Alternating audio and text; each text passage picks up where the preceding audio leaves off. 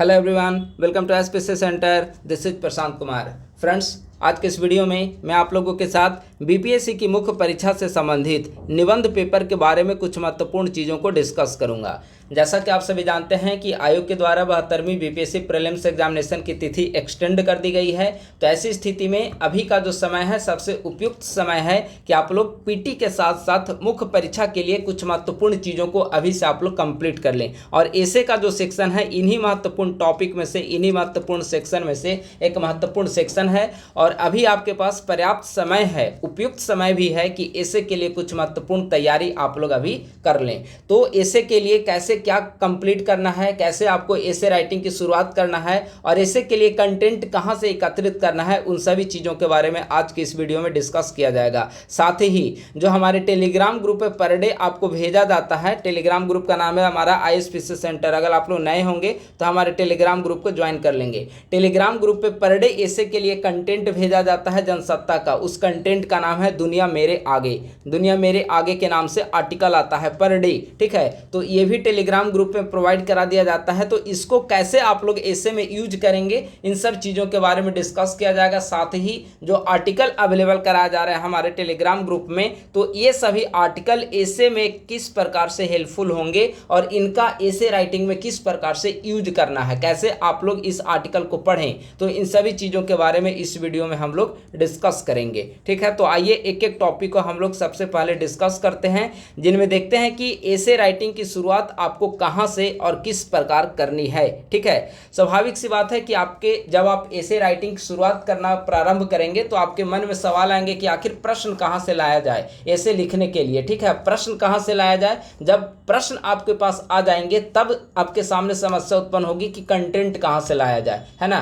तो प्रश्न कहां से लाया जाए, तो इसके लिए सबसे बेहतर विकल्प है वह है previous year question paper, PYQ, ठीक है। बीपीएससी में अभी तक 4 बार ऐसे पिछले चूंकि 68वीं बीपीएससी से ऐसे इंक्लूड हुआ है मुख्य परीक्षा में, तो 68वीं बीपीएससी, 69वीं, 70वीं और 71वीं बीपीएससी, 4 बीपीएससी का मुख्य परीक्षा संपन्न हो चुका है। तो आपके पास पिछले 4 साल का बीपीएससी का पीवाईक्यू है। आप उसको आधार बनाइए ऐसे की तैयारी के लिए कि इस प्रकार से सवाल पूछे जाते हैं, ठीक है।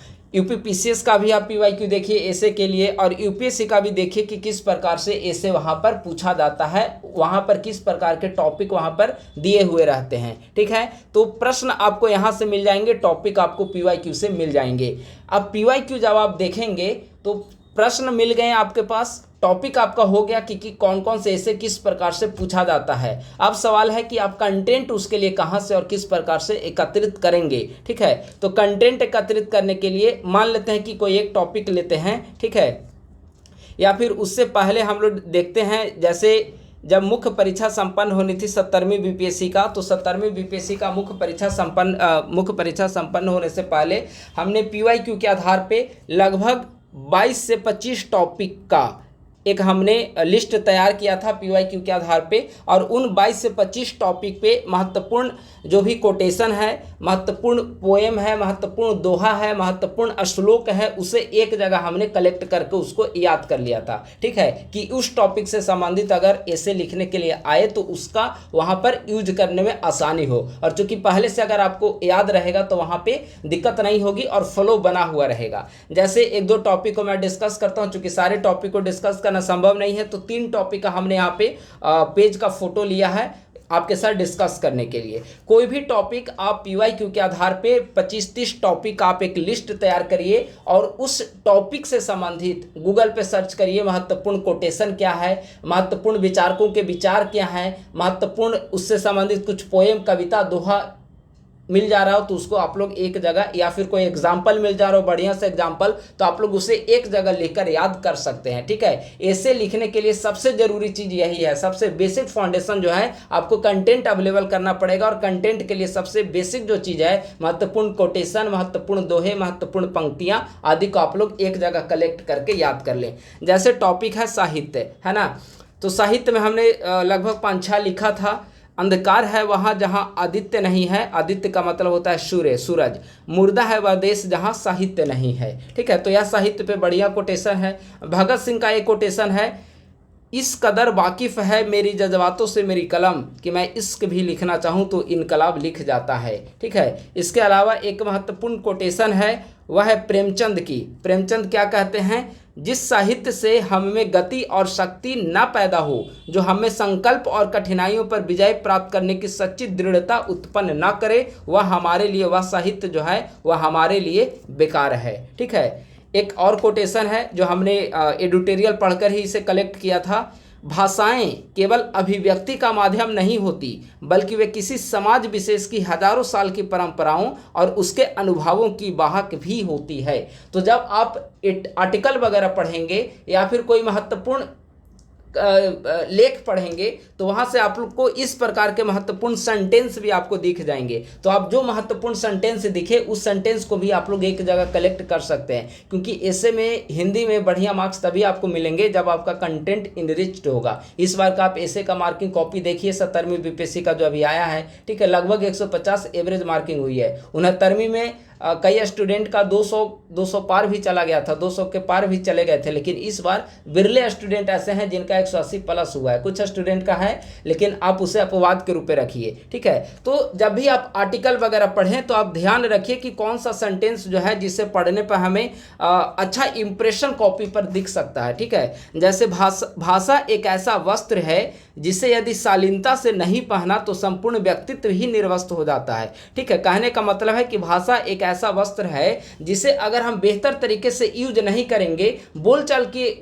के रूप में अच्छे शब्दों का प्रयोग नहीं करेंगे, तो वह उससे हमारा संपूर्ण व्यक्तित्व ही निर्वस्त्र हो जाएगा, यानी कि हमारा संपूर्ण व्यक्तित्व जो है वह नकारात्मक रूप से प्रतीत होगा। ठीक है, तो ऐसे महत्वपूर्ण सेंटेंस आपको तभी मिल पाएंगे जब आप रेगुलर बेसिस पे न्यूज़पेपर पढ़ रहे हो या फिर रेगुलर बेसिस पे आप आर्टिकल वगैरह पढ़ रहे हो। तो यह तो साहित्य का टॉपिक हो गया।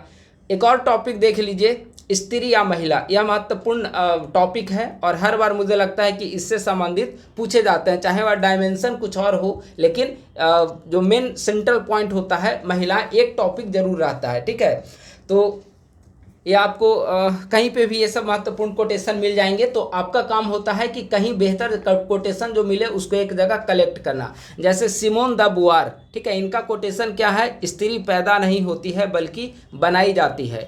स्वामी विवेकानंद, 500 समर्पित व्यक्तियों के साथ मुझे इस देश को सुधारने में 50 वर्ष लगेंगे, लेकिन 50 समर्पित महिलाओं के साथ मैं यह काम कुछ ही वर्षों में कर सकता हूं। कितना महत्वपूर्ण कोटेशन है कि अगर 500 समर्पित व्यक्ति मुझे मिल गए तो इस देश को सुधारने में 50 वर्ष लगेंगे, लेकिन अगर सिर्फ 50 समर्पित महिलाएं मिल गई तो यह काम कुछ ही वर्षों में मैं देश को सुधार सकता हूं। ठीक है, यह एक महत्वपूर्ण कोटेशन है विवेकानंद का। ठीक है, तो इस प्रकार से महत्वपूर्ण कोटेशन को आपको एक जगह कलेक्ट करना है। जैसे अंबेडकर का कोटेशन है, बहुत फेमस कोटेशन है। 69वीं का जब ऐसे राइटिंग का जब कॉपी आई थी वैल्यूएटेड, तो ये कोटेशन कई सारे स्टूडेंट्स ने लिखा था अपने एसे में। अंबेडकर का कोटेशन था, मैं किसी समुदाय के विकास का आकलन उस समुदाय की स्त्रियों के द्वारा प्राप्त किए गए विकास के परिमाण से करूंगा। ठीक है, अंबेडकर का एक महत्वपूर्ण कोटेशन है। ठीक है, हो सकता है कि आग का आविष्कार पुरुषों ने किया हो, परंतु स्त्री ने ही इसके प्रयोग की विधि विकसित की होगी। ठीक है, ये सारे आपको कोटेशन जो दृष्टि आईएएस की जो बुक है एसे की, वहां पे भी कुछ महत्वपूर्ण आपको कोटेशन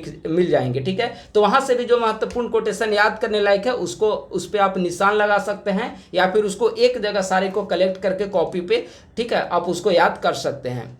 इसके अलावा कोई एक और टॉपिक और देख लेते हैं हम लोग, प्रवासन। यह भी काफ़ी महत्वपूर्ण टॉपिक है, हालांकि अभी तक प्रवासन से सवाल पूछा नहीं गया है। ठीक है, प्रवासन पे अगर देखें तो यह बहुत महत्वपूर्ण कोटेशन है, सड़क तुम अब आई हो गांव जब सारा गांव शहर जा चुका है। यानी कि गांव में सड़क इतनी देर से आई, गांव का विकास इतनी देर से हुई जब उस समय तक सारे गांव के लोग जो थे वो पलायन कर चुके थे। तो पलायन पे बहुत अच्छा कोटेशन है कि सड़क तुम अब आई हो गांव जब सारा गांव शहर जा चुका है। ठीक है, एक जाहिद वसीर का शेर है इनका, हम भी गांव में शाम को बैठा करते थे, हमको भी हालात ने बाहर भेजा है।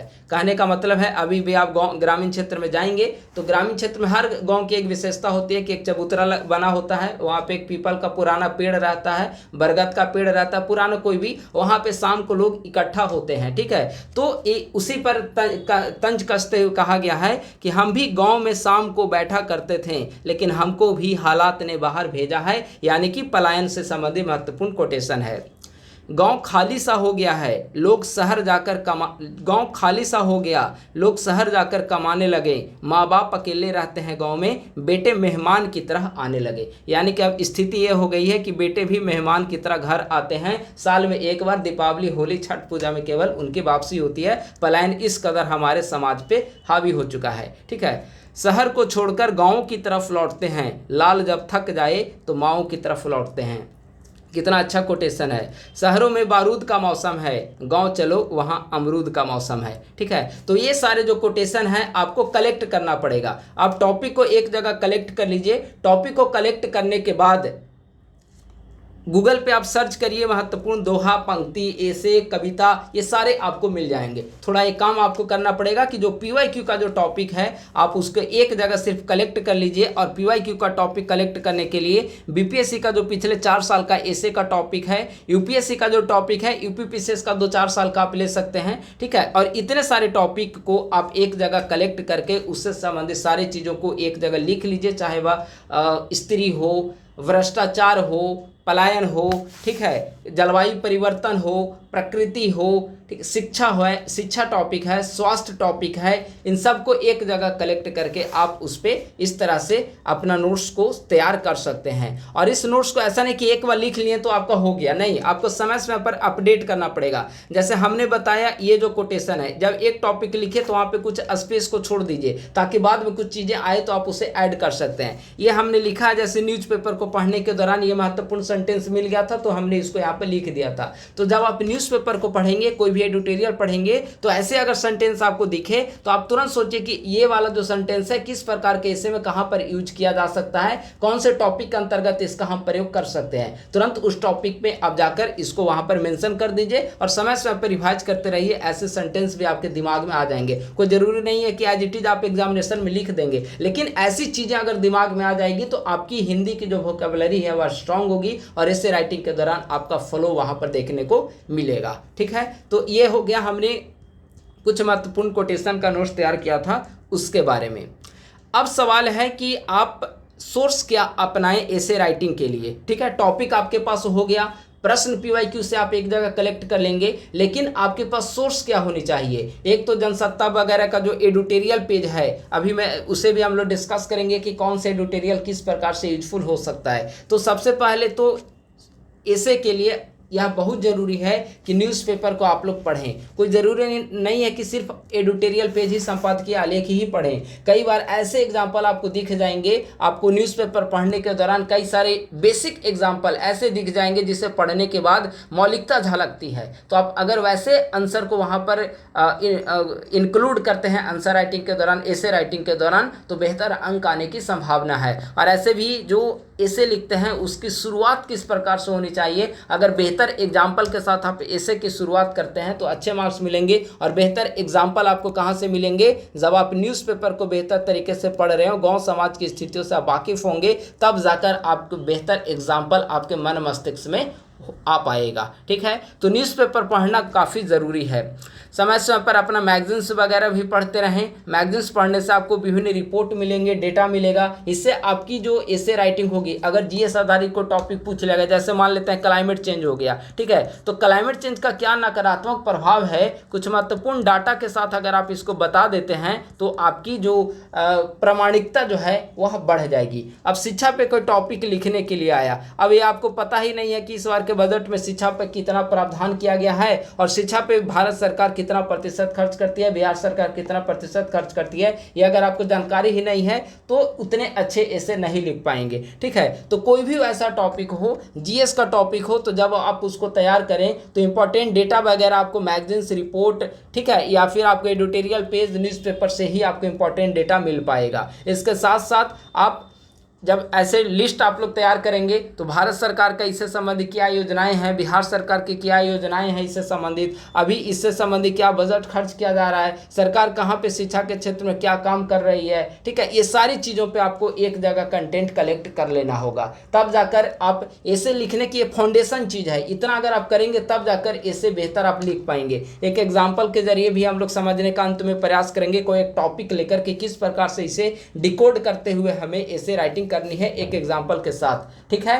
तो ये हो गया सोर्सेस आप लोग क्या यूज करें, तो एडिटोरियल पेज आपको न्यूज़पेपर पढ़ना है। इसके अलावा कोशिश करें कि समय समय पर मैगजीन्स वगैरह आप लोग खरीदें और उसको पढ़ने की कोशिश करें, क्योंकि अब एग्जामिनेशन आप मेंस में भी देखेंगे तो बिना न्यूज़पेपर और मैगजीन्स पढ़े अच्छे मार्क्स नहीं आ सकते जीएस में। इस बार का आप देखेंगे कि एक एक नंबर का टफ कंपटीशन 70वीं बीपीएससी में देखने को मिला है, ठीक है। चाहे वह जीएस पेपर 1 हो, जीएस पेपर 2 हो, ऐसे हो, एक एक नंबर पे 2-2 3-3 स्टूडेंट हैं, तो काफ़ी टफ फाइट हुआ सबके बीच में। और ऐसी स्थिति में आप बेहतर अंक लाने के लिए जरूरी है कि आप लोग करंट अफेयर से अपडेट रहें, और करंट अफेयर से अपडेट रहने का एकमात्र जो सोर्स है वह या तो न्यूज़पेपर या फिर मंथली मैगजीन है। मंथली मैगजीन के माध्यम से आपको विभिन्न रिपोर्ट, डाटा, या फिर न्यूज़पेपर के माध्यम से भी ये सारी चीज़ें आपको प्राप्त हो पाएंगी, ठीक है।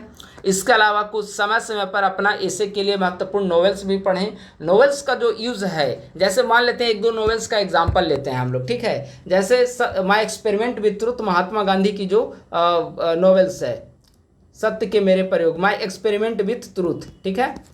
इसमें आप देखेंगे कि हमने इसको 2 बार लगभग पढ़ा है। माय एक्सपेरिमेंट विथ ट्रुथ को 2 बार पढ़ा है, और गांधी जी की हिंद स्वराज जो पुस्तक है उसे लगभग 4-5 बार हम लोग पढ़ चुके हैं। चूँकि हमारा जो पीजी हुआ था तो पीजी के दौरान दिल्ली यूनिवर्सिटी में हमें हिंद स्वराज पुस्तक पढ़नी थी, तो हम 4-5 बार लगभग उसको पढ़ चुके हैं।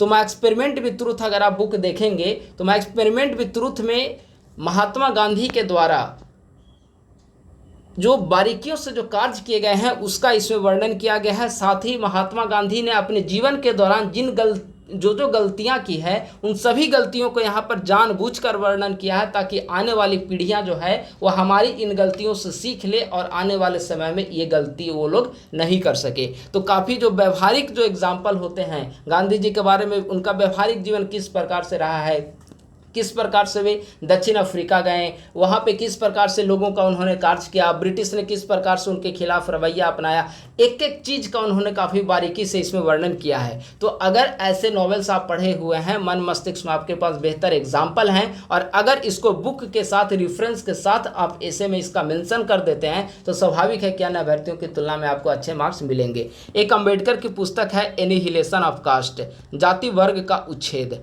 ठीक है, जाति वर्ग का उच्छेद या उन्मूलन, एनिहिलेशन ऑफ कास्ट। जब आप इस बुक को पढ़, पतली बुक है, मेरे ख्याल से 50-60 पेज की बुक होगी। जब आप इस बुक को पढ़ेंगे तो अंबेडकर के द्वारा बताया गया है कि जो कास्ट के आधार पर डिस्क्रिमिनेशन होती है, जाति के आधार पे, कास्ट के आधार पे जो विभेद देखने को मिलता है सोसाइटी में, उसको दूर किस प्रकार से किया जा सकता है। प्लस में गांधी और अंबेडकर को लेकर विचारों में क्या भिन्नता है वो आपको इस बुक में दिख जाएगा। तो ऐसे कहीं पे आपको ऐसे लिखने के लिए आएगा, और अगर इस प्रकार का आप रेफरेंस के साथ वहाँ पे एग्जाम्पल यूज करते हैं तो अन्य अभ्यर्थियों की तुलना में बेहतर अंक मिलने की पॉसिबिलिटी बढ़ जाती है, ठीक है। तो ऐसे 2-3 नॉवेल्स जब भी समय मिले, कोई ज़रूरी नहीं कि इसे पढ़ना ही है, नहीं पढ़ेंगे तो आपको अच्छे अंक नहीं मिलेंगे, कोई ज़रूरी नहीं है। लेकिन अगर आप लोग इस प्रकार का और भी कोई नॉवेल्स हो सकता है, इसे पढ़कर आप लोग अगर वहाँ पे रेफरेंस के साथ वैसा टॉपिक मिल गया और वहाँ पे यूज करते हैं तो आपको बेहतर अंक मिलेंगे, ठीक है। तो यह हो गया नॉवेल्स। प्लस में अगर बेसिक के लिए अगर आप समझ नहीं पा रहे हो कि टॉपिक कैसे क्या लिखना है, तो आप कोई एक बुक ऐसे का ले सकते हैं। एडिटोरिया की भी बुक अवेलेबल है मार्केट में, दृष्टि की भी अवेलेबल है, कई सारे और भी पब्लिकेशन की अवेलेबल है। आप कोई भी पब्लिकेशन की बुक का मार्केट में जाए, कोई भी एक पब्लिकेशन का बुक ले लीजिए, उसमें कम से कम 2 पेज में लिखा हुआ है कि किस प्रकार से ऐसे लिखना है, ठीक है। कोई ज़रूरी है कि उसे ही एज इट इज कॉपी कर देना, लेकिन आपको एक वहाँ से फॉर्मेटिंग मिल जाएगी कि हमें इस प्रकार से लिखना होता है ऐसे के दौरान, ठीक है। तो यह हो गया सोर्सेस। तो ऐसे कैसे लिखना है, टॉपिक कहाँ से लाना है, किस प्रकार से उसको कंटेंट तैयार करना है, पोएम दोहा कहाँ से क्या कलेक्ट करना है, ये हो गया। अब हम लोग देखते हैं प्रतिदिन टेलीग्राम ग्रुप पे, जो हमारा टेलीग्राम ग्रुप है @ISPC सेंटर, वहाँ पे पर डे ऐसे के लिए एक जनसत्ता का एक आर्टिकल दिया जाता है और उस आर्टिकल का नाम है दुनिया मेरे आगे।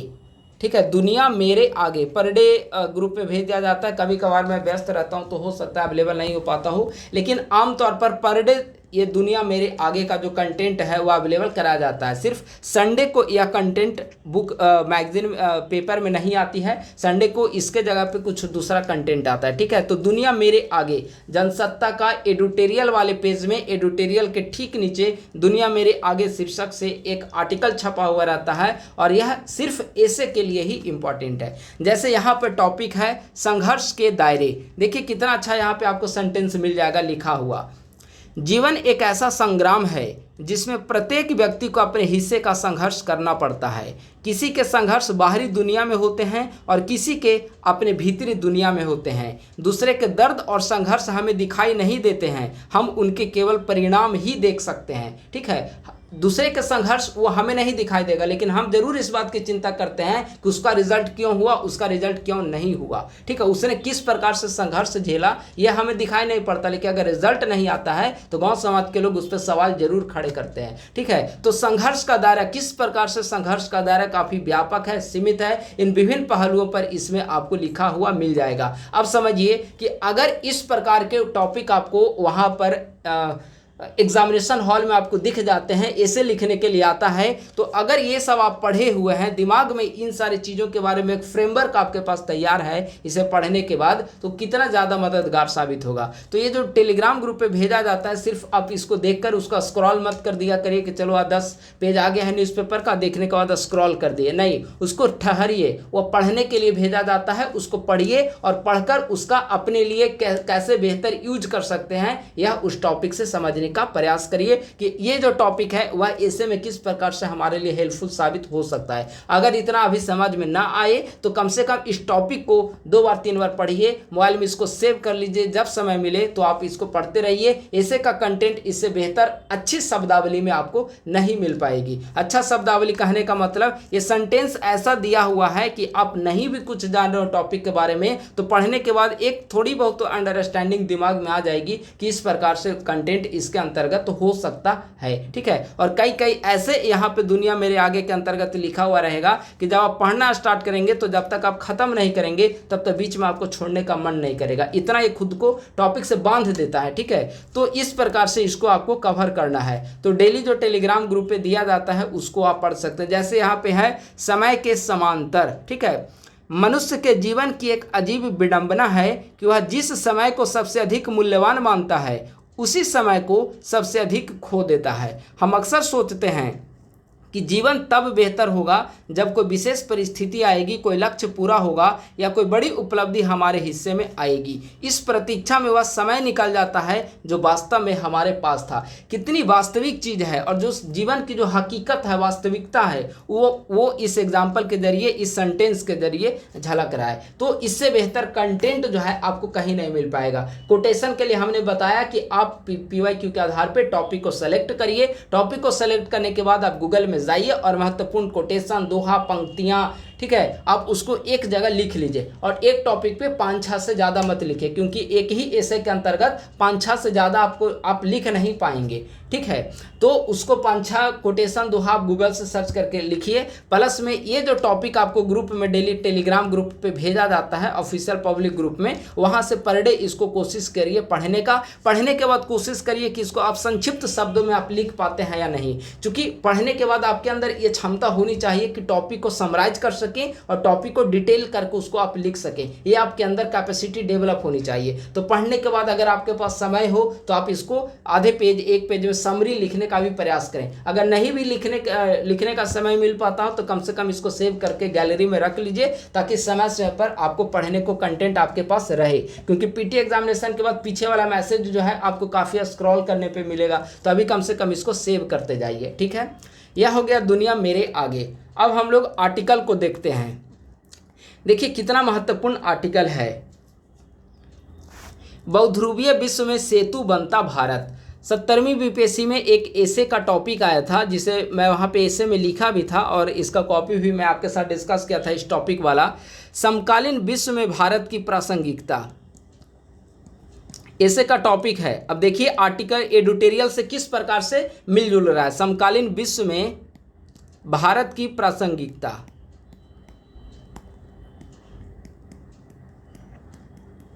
यानी कि वर्तमान समय में जो समकालीन विश्व है, वैश्विक स्थिति है, उसमें भारत की क्या प्रासंगिकता है। सेम सवाल यहीं पे है। बहुध्रुवीय विश्व में सेतु बनता भारत। यानी कि आज का जो वर्ल्ड है, पहले द्विध्रुवीय विश्व था, आज मल्टीपोलर वर्ल्ड है, बहुध्रुवीय विश्व है।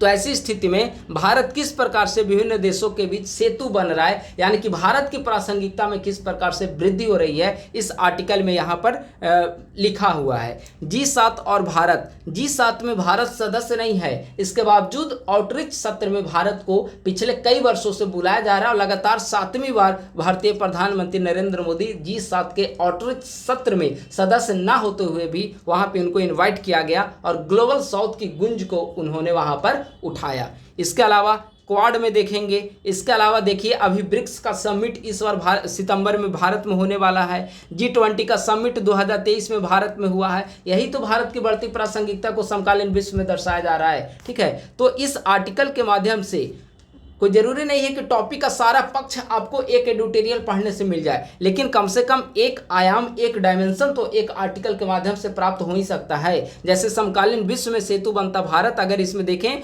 तो समकालीन विश्व में भारत की जो प्रासंगिकता बढ़ रही है, उसमें आईआर का जो सेक्शन है, किस प्रकार से वैश्विक नीति के, फॉरेन पॉलिसी के स्तर पे किस प्रकार से दूसरे देशों के साथ संबंध बेहतर करने के स्तर पे भारत की क्या स्थिति है, भारत की प्रासंगिकता में वृद्धि हो रही है, वह इस आर्टिकल में लिखा हुआ है। भारत की एक और डायमेंशन उसमें निकल सकता है। भारत की इकोनॉमिक पर्सपेक्टिव क्या है, भारत का डिफेंस सेक्टर क्या है, तो टेक्निकल सेक्टर क्या है, वो एक अलग है, लेकिन कम से कम एक डायमेंशन आपको उस 70वीं बीपीएससी में पूछे गए एसे के प्रश्न का यहाँ से मिल सकता है। तो ऐसे ऐसे जब आप एसे पढ़ेंगे तो कोई ज़रूरी नहीं है कि हर ऐसे एडिटोरियल आपको ऐसे में काम ही दे, लेकिन कम से कम कॉन्सेप्ट बिल्डअप करने में महत्वपूर्ण भूमिका को निभाता है। एक महत्वपूर्ण ऐसे आर्टिकल हो गया। एक दूसरा देखिए, ऊपर वाला जो था यह हिंदुस्तान का था, ये वाला जो है वह ये दैनिक जागरण का आर्टिकल था, ये वाला है हिंदुस्तान का आर्टिकल है। ठीक है, ये है विश्व जनसंख्या दिवस। कब मनाया जाता है? 11 जुलाई को विश्व जनसंख्या दिवस मनाया जाता है। उस दिन ये आर्टिकल पब्लिश हुआ था 11 जुलाई को।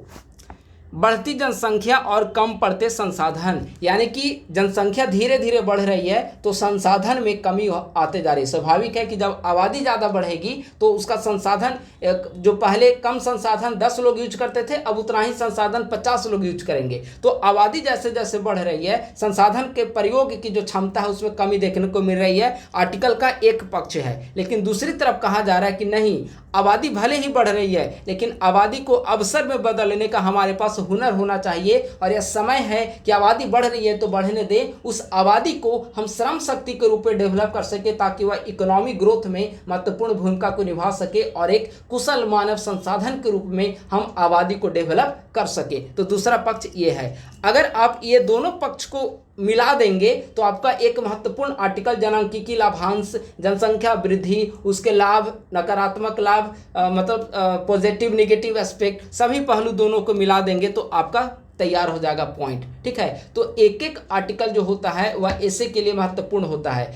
ठीक है, तो आप लोग कोशिश करें कि डेली एडिटोरियल कम से कम जो टेलीग्राम ग्रुप पे भेजा जा रहा है हमारे ISPC सेंटर ऑफिशियल ग्रुप में, वहाँ पे जो भी कंटेंट हम लोग भेजते हैं, कोई भी कंटेंट ऐसा नहीं होता जो बीपीएससी की आपकी प्रीलिम्स मेंस इंटरव्यू के लिए इंपॉर्टेंट ना हो। शायद ही कोई ऐसा कंटेंट आपको ग्रुप में दिखता होगा। हम लोग भेजने से पहले उसको देखते हैं, पढ़ते हैं, उसके बाद ही ग्रुप में प्रोवाइड कराते हैं। तो जो भी कंटेंट आपको ग्रुप में प्रोवाइड किए जा रहे हैं वह अति महत्वपूर्ण कंटेंट होते हैं और वो ग्रुप ही उसी के लिए बनाया गया। शायद ही उतने महत्वपूर्ण कंटेंट, न्यूज़पेपर का आर्टिकल, PIB का कुछ महत्वपूर्ण घटना, ठीक है, करेंट अफेयर के सारे महत्वपूर्ण अपडेट्स आपको एक जगह मिलते हैं। और तो वो ग्रुप में जो भी कंटेंट भेजा जा रहा है अच्छे तरीके से उसको पढ़ते चले। ये 2 एडिटोरियल हो गया। एक और एडिटोरियल है जो मेरे ख्याल से आज की न्यूज़पेपर में जनसत्ता में पब्लिश हुई थी, इसे हमने भेजा भी था। बढ़ती अनिद्रा से उभरती जटिलताएं। ठीक है, यह भी एक काफ़ी महत्वपूर्ण है। देखिए किस प्रकार से इसको ऐड किया गया है औद्योगिक क्रांति ने मनुष्य के श्रम का समय बदला था। यहाँ पे टॉपिक है बढ़ती अनिद्रा से उभरती जटिलताएं, यानी कि जब व्यक्ति कम सोते हैं, अनिद्रा यानी कि कम सोना, नींद नहीं आना, तो जब व्यक्ति कम सोते हैं या नींद नहीं आती है तो शरीर में किस प्रकार से जटिलताएं उत्पन्न होती है, समाज किस प्रकार से नकारात्मक रूप से प्रभावित होता है, ये यहाँ पे कोटेशन का हेडिंग है। लेकिन यहाँ पे आप देखेंगे कि मेन स्क्रिप्ट जो लिखा हुआ है इसे तुरंत औद्योगिक क्रांति से जोड़ दिया गया है कि औद्योगिक क्रांति के कारण मशीनीकरण हुआ, श्रम का पैटर्न बदला, लोग पैसे के पीछे भागने लगे और इसका असर अनिद्रा के रूप में देखने को मिला और उसका स्वास्थ्य नकारात्मक रूप से प्रभावित हो रहा है।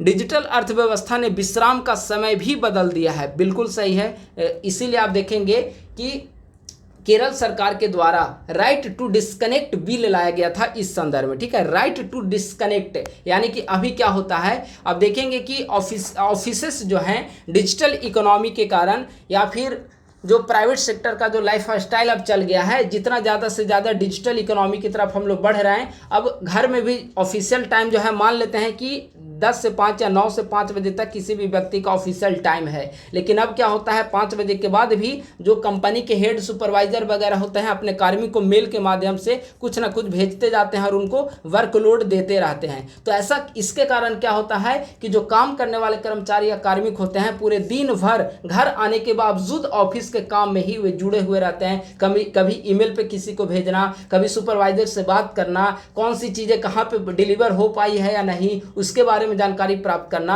यानी कि भले ऑफिशियल टाइम उनका 9 से 5 था लेकिन घर आने के बावजूद वो लोग काम से जुड़े हुए रहते हैं। इसीलिए केरल सरकार के द्वारा एक विधेयक पारित किया गया है जिसका नाम दिया गया है राइट टू डिस्कनेक्ट।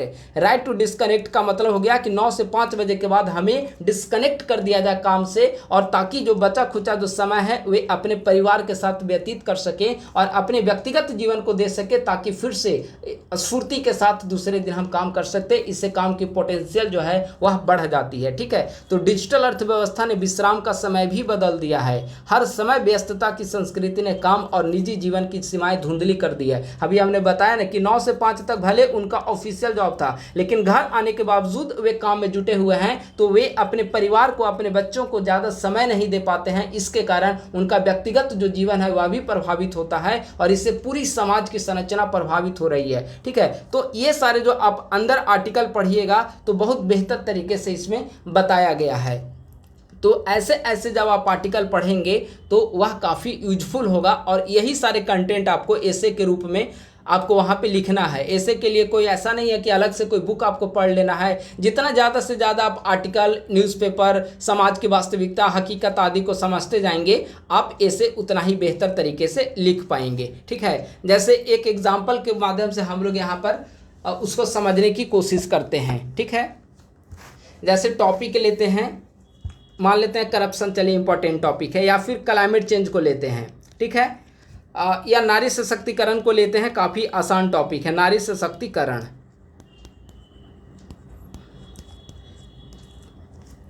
नारी सशक्तिकरण। अब अगर मान लेते हैं कि आपको ये टॉपिक लिखने का मन करे कि आज आप कोई एक ऐसे लिखना चाह रहे हैं उसमें नारी सशक्तिकरण टॉपिक है, ठीक है।